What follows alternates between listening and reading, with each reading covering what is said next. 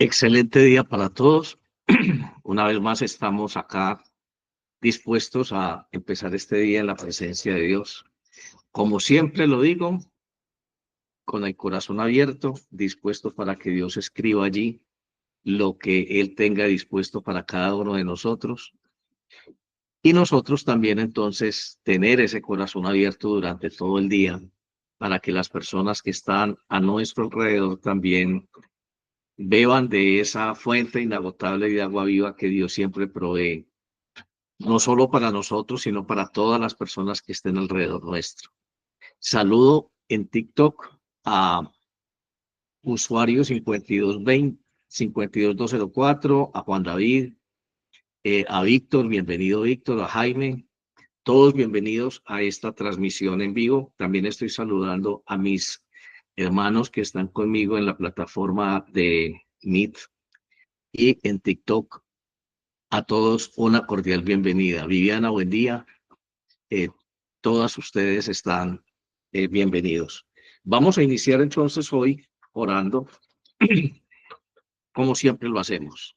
En el nombre del Padre, del Hijo y del Espíritu Santo. Amén. Digamos, Padre nuestro que estás en el cielo, santificado es tu nombre. Venga a nosotros tu reino. Hágase, Señor, tu voluntad en la tierra y en el cielo.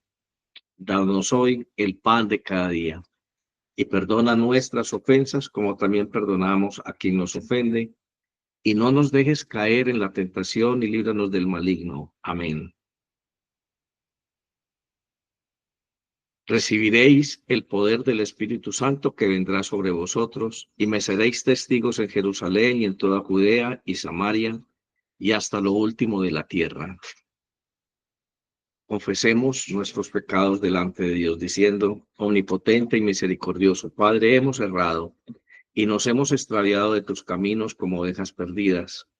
Hemos seguido demasiado los designios de nuestro propio corazón y hemos faltado a tus santas leyes. Hemos dejado de hacer lo que debíamos de haber hecho y hemos hecho lo que no debíamos de hacer, y en nosotros no hay salud. Mas tú, oh Señor, compadécete de nosotros, humildes pecadores. Libra, oh Dios, a los que confiesan sus culpas. Restaura a los que se arrepienten según tus promesas declaradas al género humano en Jesucristo nuestro Señor. Y concédenos, oh Padre, por su misericordia y por su amor, que de aquí en adelante vivamos una vida sobria, santa y justa para la gloria de tu santo nombre. Amén. El tema que me propongo tratar hoy con ustedes es un tema que he llamado, pues el nombre que le he puesto, perdón, es el llamado de Dios.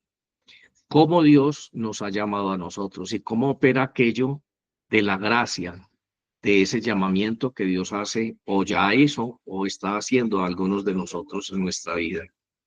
Así que iniciemos entonces con una lectura bíblica en Romanos 8, versículos 28 en adelante.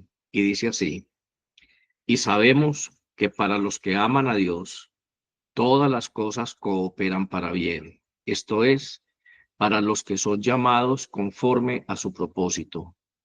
Porque a los que de antemano conoció, también los predestinó a ser hechos conforme a la imagen de su Hijo, para que Él sea el primogénito entre muchos hermanos.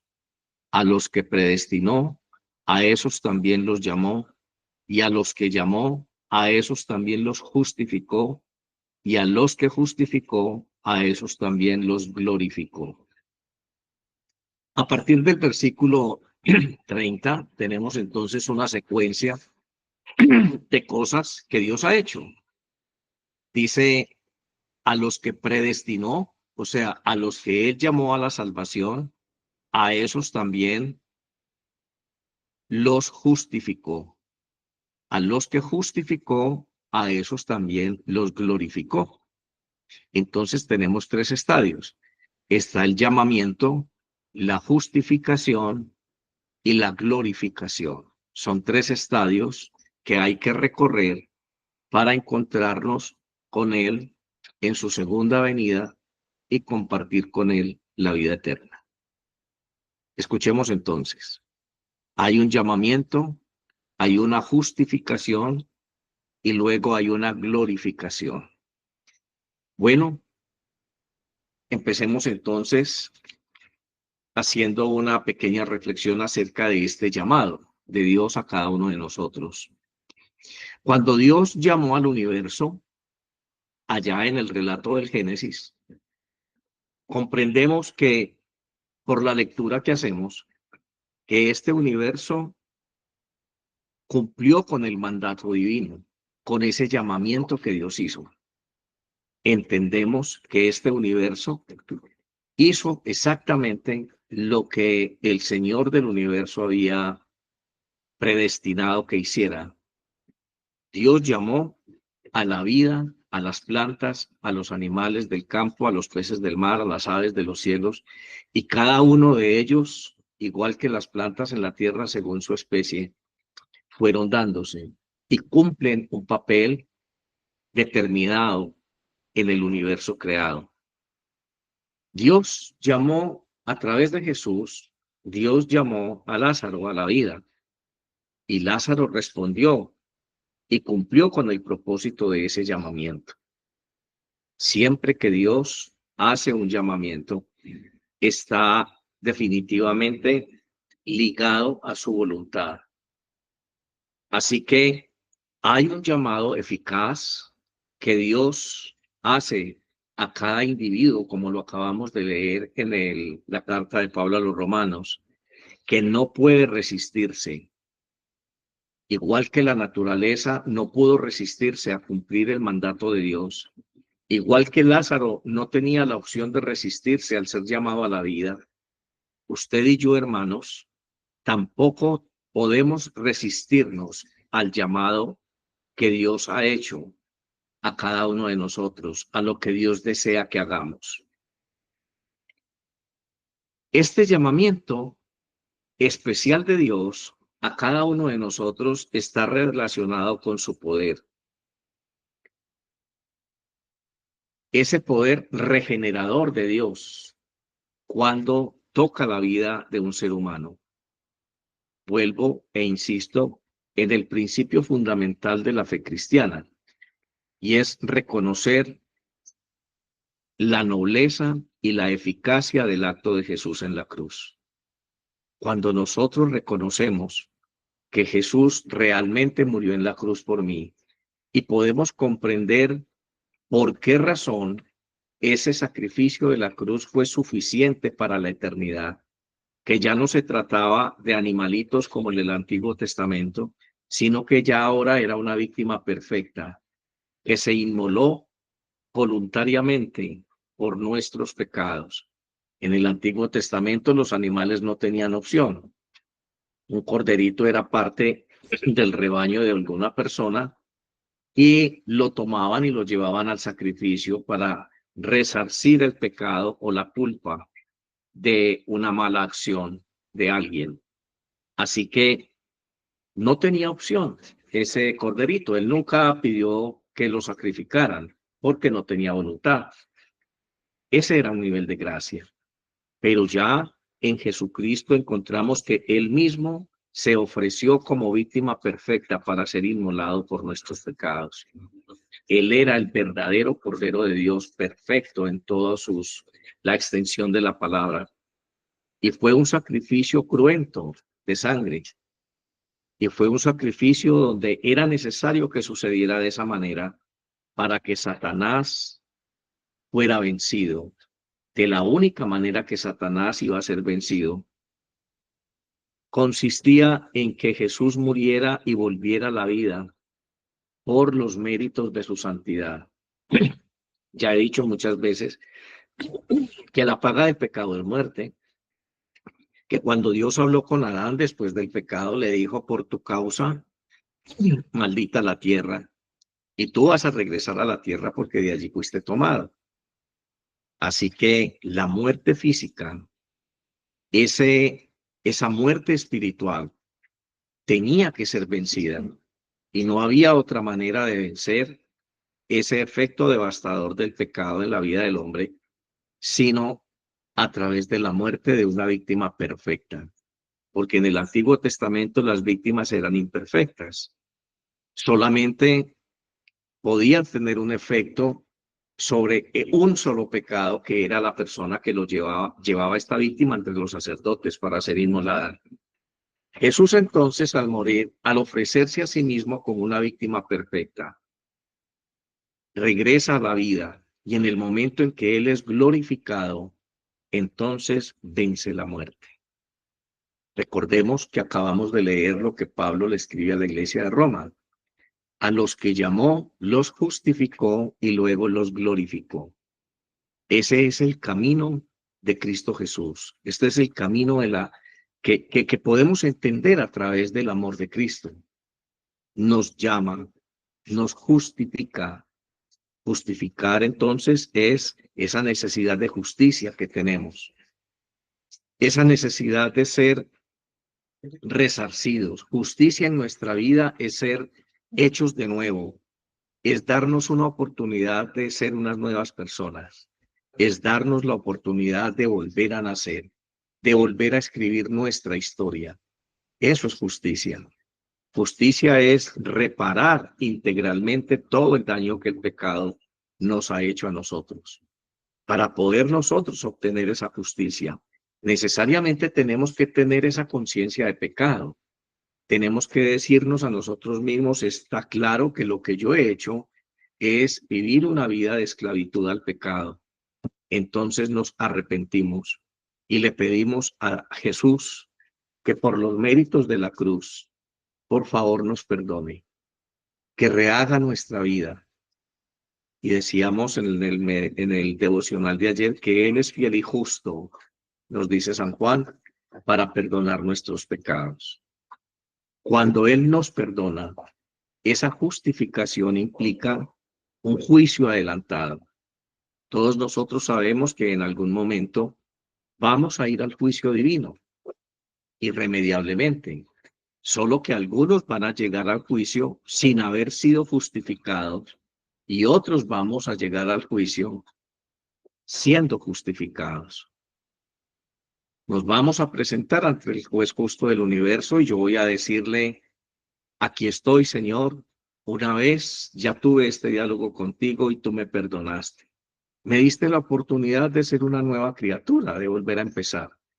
Me diste la oportunidad de tener una nueva vida, una nueva naturaleza. Y en eso me esforcé el tiempo que me quedó de vida después de aquello. Y aquí estoy en tu presencia. Ya estaba justificado. Ya no era necesario traer una sentencia sobre mi pecado, porque la gracia de Cristo Jesús me ha cubierto, porque creí en el sacrificio único que Jesús hizo en la cruz. Personas que no lo han hecho, entonces esos sí van a tener que llegar a presentarse ante el juicio divino, basados no en la justicia y en la misericordia de Dios, en Cristo Jesús, sino en sus propias obras.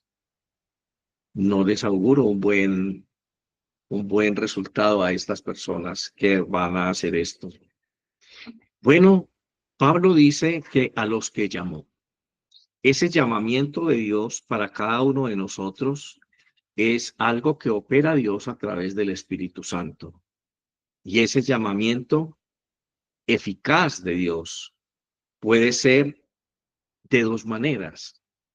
Un llamamiento audible que se da cuando escuchamos la predicación del Evangelio. Esto que yo estoy haciendo es simplemente un llamamiento audible. Se queda en la superficie. Se queda solamente en el ámbito de la comprensión racional. Usted le encuentra lógica. Usted puede encontrarle sentido a lo que yo le estoy diciendo. Y usted puede decir, vea, interesante ese punto de vista. Ahora comprendo por qué Dios llama a la salvación.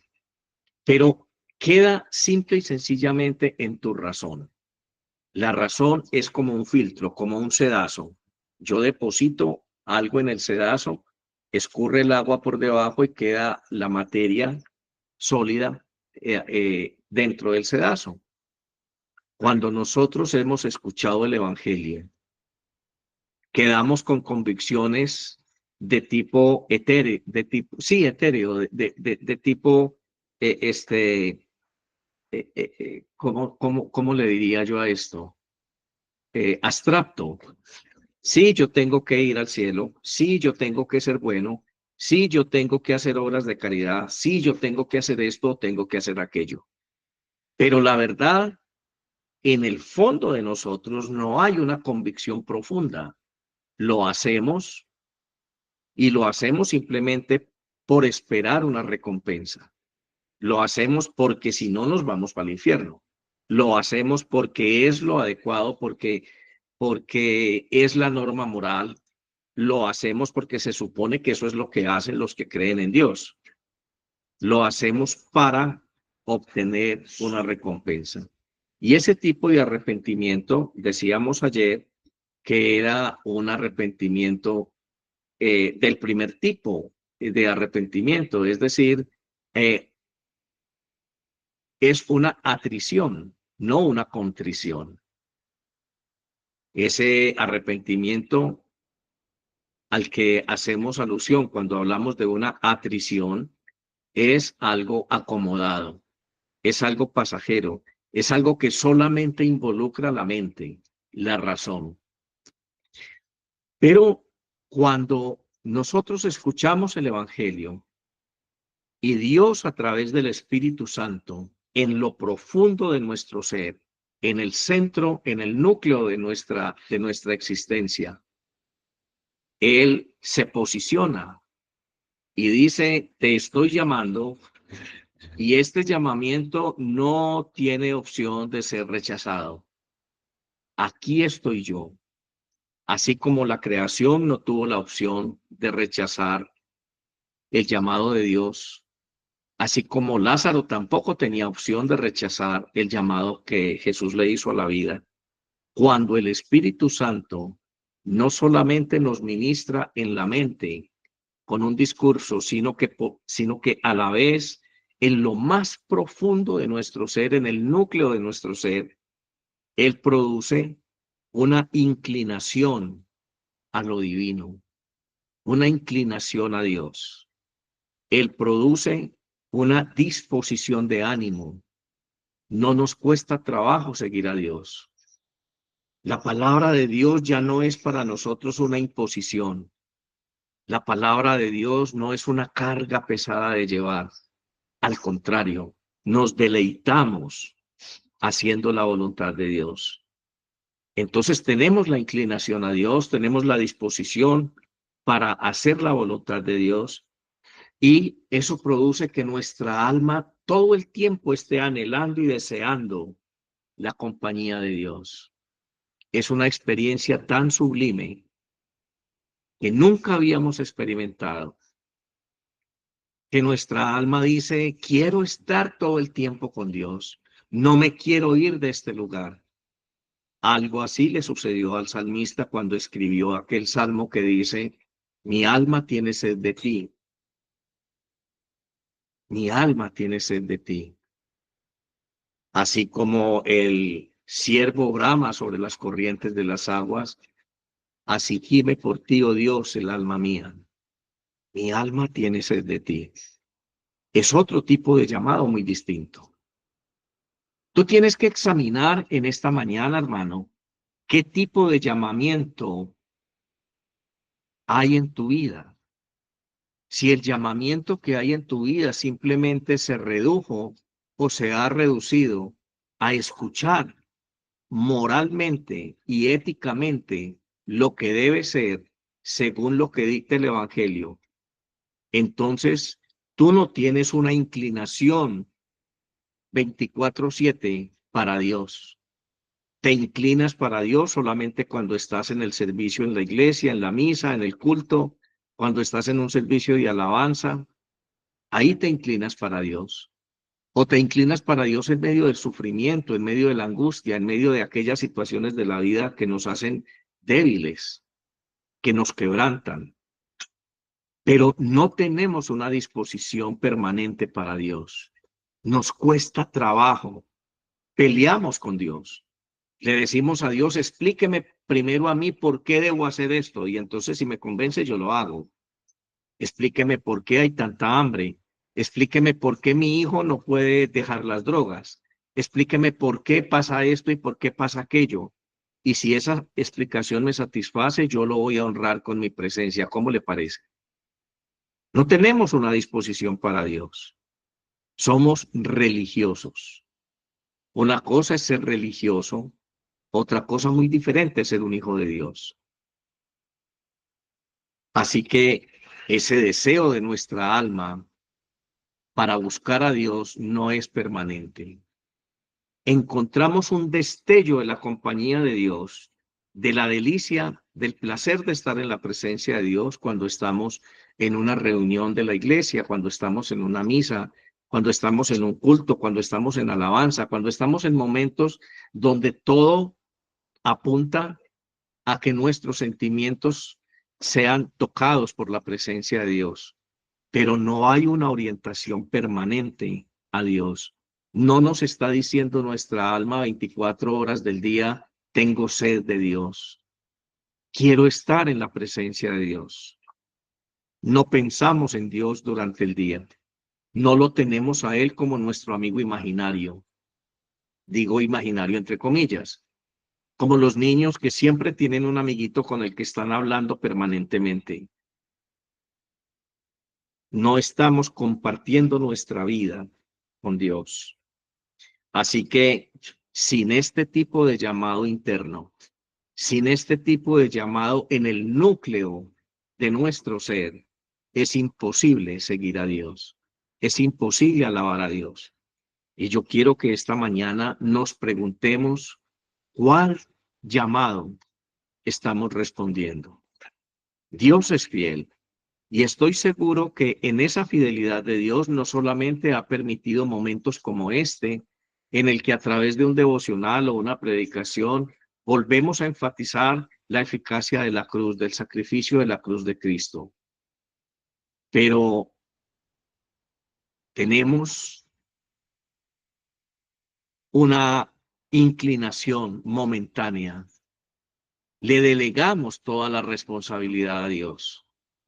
Queremos que Dios restaure la vida de nuestros hijos, traiga prosperidad a nuestro hogar, que Dios haga todas esas cosas de su libre voluntad, pero no porque sea un trabajo conjunto, no porque sea la consecuencia de mi amistad con Dios.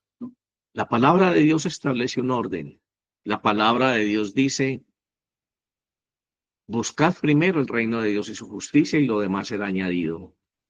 Queremos que las cosas que deben ser añadidas como consecuencia de mi búsqueda permanente de Dios, de ese estado natural de mi alma, buscando a Dios 24 horas del día.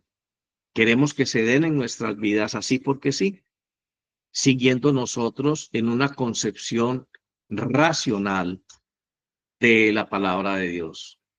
No nos, no nos, eh, eh, no nos interesa y nos cuesta mucho trabajo hacer la voluntad de Dios. Así que ese llamado externo, que es simplemente es audible y que se queda en la razón, debe estar acompañado por esa acción del Espíritu Santo que entra en lo más profundo de tu ser, en el núcleo de tu naturaleza humana y te inclina hacia Dios, te da una disposición a Dios. Las cosas de Dios ya no son onerosas, ya no son difíciles, ya no te cuesta trabajo desprenderte de lo tuyo para ayudar a la causa del Señor.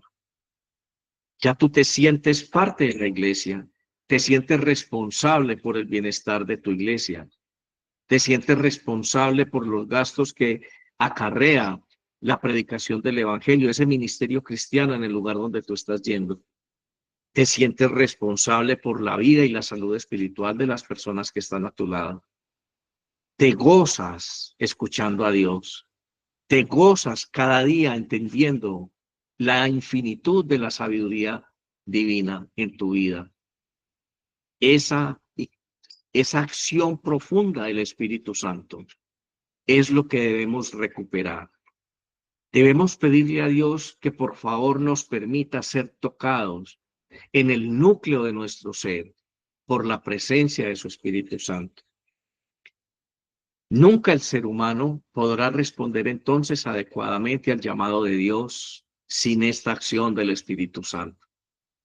Así que este texto bíblico con el que iniciamos esta meditación, primero un llamamiento, después la justificación y por último la glorificación, nunca podría darse en la experiencia real tuya y mía si no tenemos esa presencia, esa decisión, ese llamado que no podemos violentar, que no depende de nosotros si lo aceptamos o no. Los seres humanos podemos resistir la gracia de Dios en ese sentido. Los seres humanos podemos oponernos por nuestra naturaleza humana a hacer la voluntad de Dios.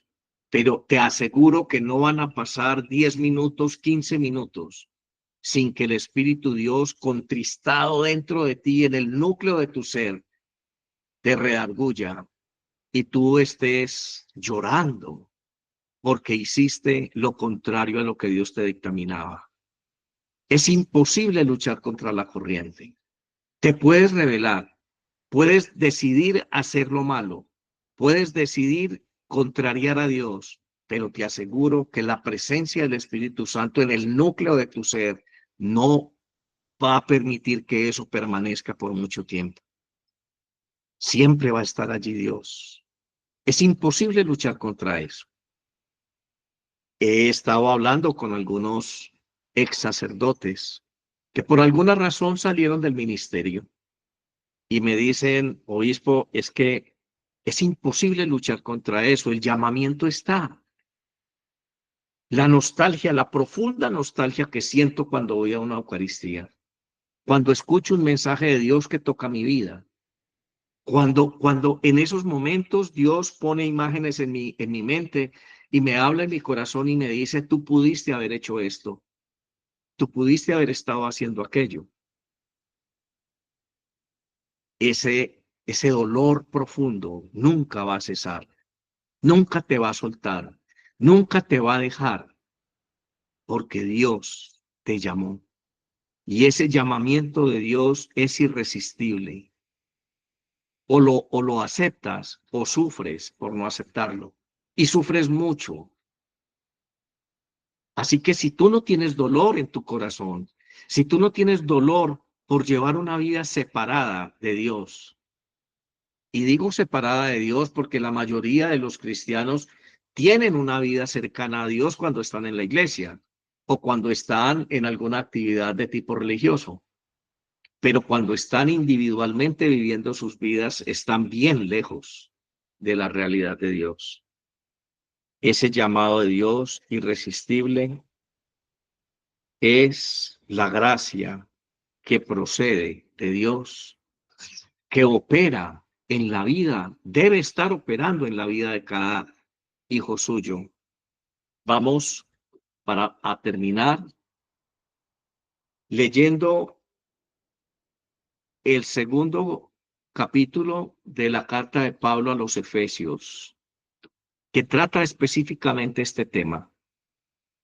Y dice así San Pablo a la iglesia de Éfeso: Él os dio vida a vosotros, que estabais muertos en vuestros delitos y pecados, en los cuales anduvisteis en otro tiempo, según la corriente de este mundo, conforme al príncipe de la potestad del aire, el espíritu que ahora opera en los hijos de desobediencia, entre los cuales también todos nosotros en otro tiempo vivíamos en las pasiones de nuestra carne, satisfaciendo los deseos de la carne y de la mente, y éramos por naturaleza hijos de la ira, lo mismo que los demás. Pero Dios, que es rico en misericordia, por causa del gran amor con que nos amó, aun cuando estábamos muertos en nuestros delitos, nos dio vida juntamente con Cristo, porque por gracia habéis sido salvos, y con Él nos resucitó, y con Él nos sentó en lugares celestiales en Cristo Jesús, a fin de poder mostrar en los siglos venideros las sobreabundantes riquezas de su gracia por su fe. Y esto no de vosotros, sino que es un don de Dios, no por obras para que nadie se gloríe, porque somos hechura suya, creados en Cristo Jesús para hacer buenas obras, las cuales Dios preparó de antemano para que anduviéramos en ellas. Pablo lo tenía bien claro. Aquí nos está diciendo que diferenciemos lo que éramos antes y lo que somos ahora. Y lo que somos ahora no depende de nuestras buenas obras. Lo que somos ahora no es el producto de nuestra comprensión racional de que hay que ser buenos o de haber adoptado conductas éticas y morales adecuadas. No, es imposible para nosotros agradar a Dios sin que la presencia del Espíritu Santo esté en el núcleo de nuestro ser.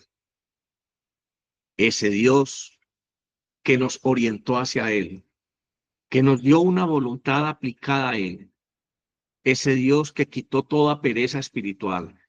Si tú te duermes cuando estás orando, si tú te duermes y te coge la bostezadera cuando vas a una misa o cuando vas al culto, si te da sueño cada vez que te sientas a un devocional de estos, o si simplemente llegas a este devocional, estás navegando por TikTok, estás viendo que se está predicando el evangelio y sigues tranquilamente porque no me interesa, porque quiero ver otras cosas, porque esa plataforma presenta N mil opciones de distracción.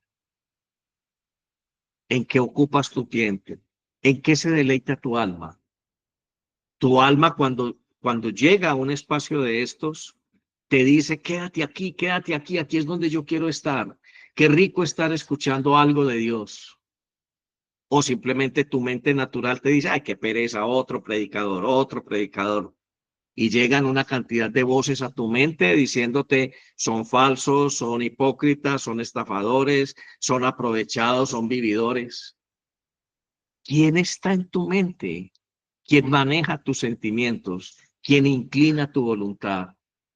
Yo creo que Pablo lo dice aquí muy claramente cuando le escribe a los Efesios, entre los cuales también vosotros en otro tiempo vivíais en las pasiones de la carne, satisfaciendo a la carne y a la mente, y éramos por naturaleza hijos de la ira, conforme al príncipe de la potestad del aire. ¿Quién es el príncipe? ¿Quién está en ese lugar principal del núcleo de tu corazón y de tu vida? Yo te invito, hermano, a que hoy en oración le digas a Dios, aclárame de qué manera me llamaste. Aclárame, Señor, ese llamamiento profundo. Quiero sentir la presencia del Espíritu Santo. Quiero ser tocado en lo más profundo de mi ser por la presencia de tu Espíritu. Que no me cueste trabajo seguirte, que no me cueste trabajo obedecer tu palabra, que no me cueste trabajo hacer lo que debo hacer.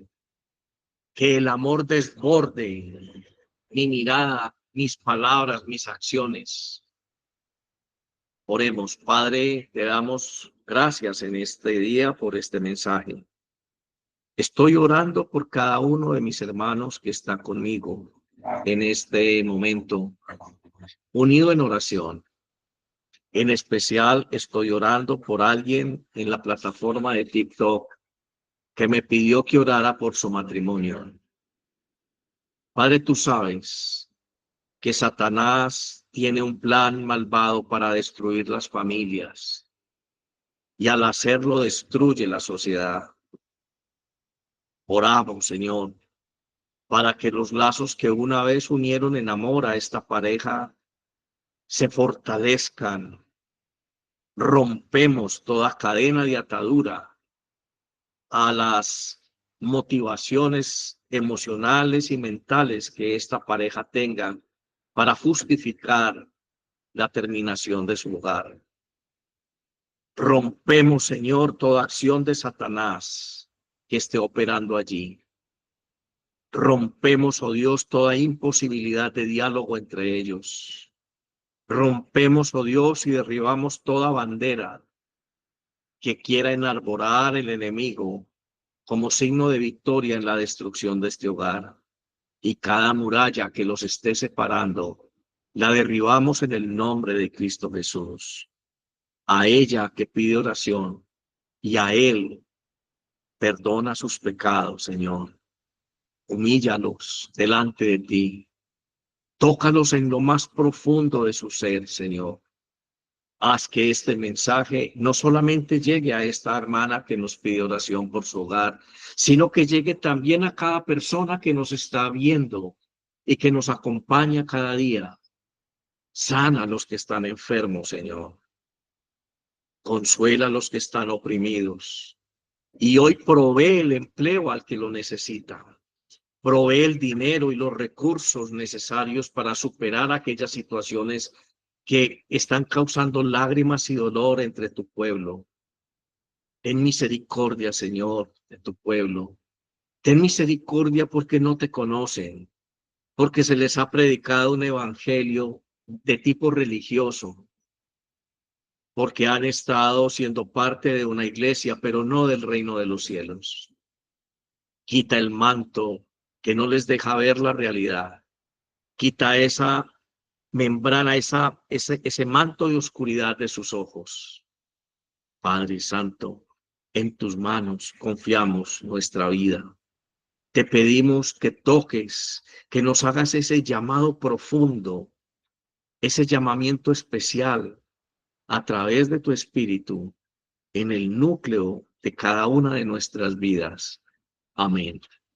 Yo les bendigo en el nombre del Padre, del Hijo y del Espíritu Santo. Mañana a las 7 de la mañana en punto les espero nuevamente para compartir otro mensaje de la vida de Dios. Muchas gracias.